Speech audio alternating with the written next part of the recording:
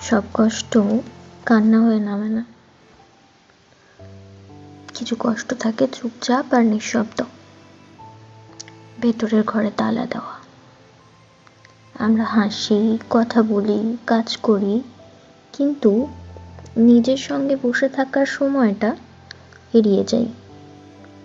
কারণ তখনই বুকের মধ্যে জমে থাকা প্রশ্নগুলো একটার পর একটা মাথা তোলে।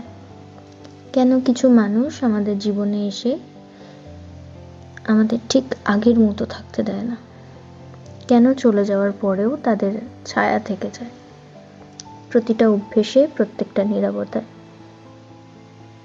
আমরা আসলে কাউকে নয়, আমরা একটা অনুভূতিকেই হারাই, যেটা একসময় বলেছিল তুমি একা নও।